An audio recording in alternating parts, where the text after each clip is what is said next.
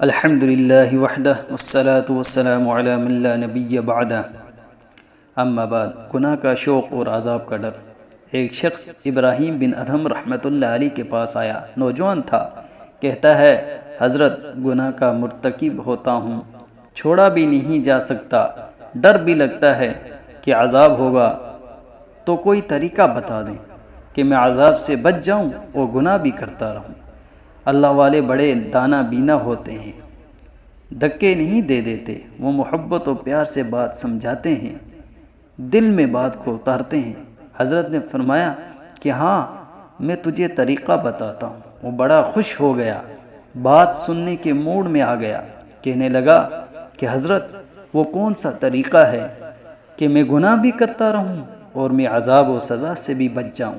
آپ نے فرمایا کہ بھائی، پہلی تجویز تو یہ ہے کہ اگر گناہ کرنا ہی ہے تو اللہ رب العزت کی نگاہوں سے اوجھل ہو کر لیا کرو۔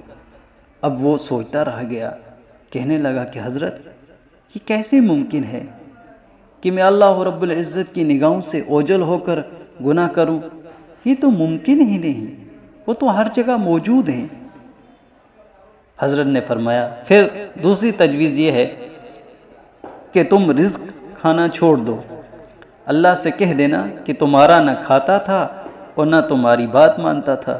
اس نے کہا حضرت یہ کیسے ممکن ہے کہ میں کھانا چھوڑ دوں، پھر میں زندہ کیسے رہوں گا؟ حضرت نے فرمایا پھر تیسری تجویز میرے پاس یہ ہے، وہ یہ ہے کہ زمین و آسمان اللہ رب العزت کا ملک ہے، اسی کی ملکیت میں ہے، اور بادشاہ کی نافرمانی اس کے ملک میں رہ کر کرنا یہ ٹھیک نہیں ہے۔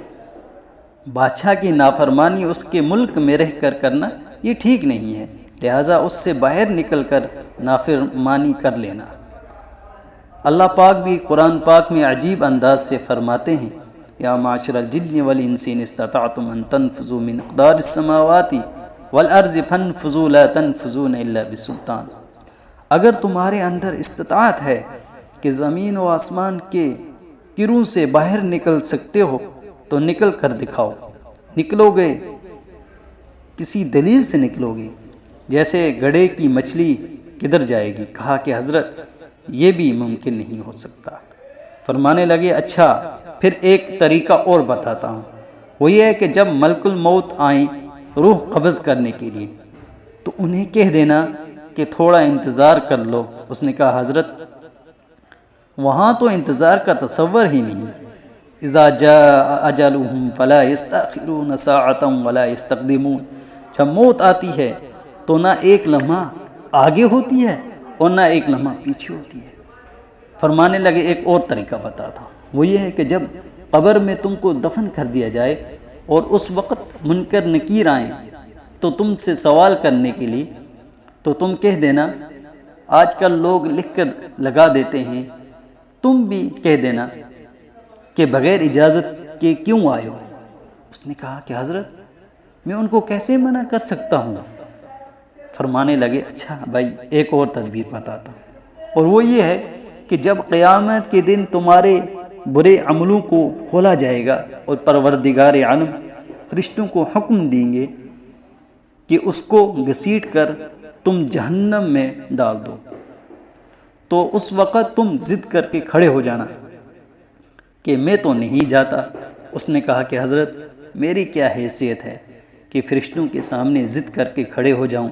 میری تو کوئی حیثیت ہی نہیں۔ اب لوہا گرم تھا اور چوٹ لگانے کا وقت تھا۔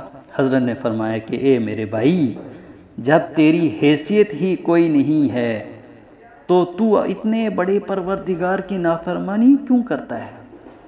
اب وہ نوجوان بڑا پریشان ہوا، غمگین ہوا، سوچنے لگا بات تو صحیح ہے، حضرت کی بات تو صحیح ہے، جس رب العزت کی ملکیت میں ہوں، یہ زمین، یہ آسمان، یہ چرندے پرندے درندے جس کی ملکیت میں ہیں، یہ سب کچھ اس رب العزت کی ہی تو ہیں، پھر اس رب العزت کی نافرمانی کیسے کر سکتا ہوں؟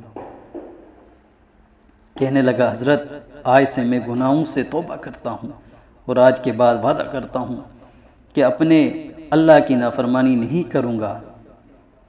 حضرت کے سوالات سے اس نوجوان کا دل موم ہو چکا تھا، دل نرم ہو چکا تھا۔ تو ہم کو چاہیے کہ ہم گناہوں سے بچیں اور پروردگار عالم کے حکموں کے مطابق زندگی گزاریں۔ واقعی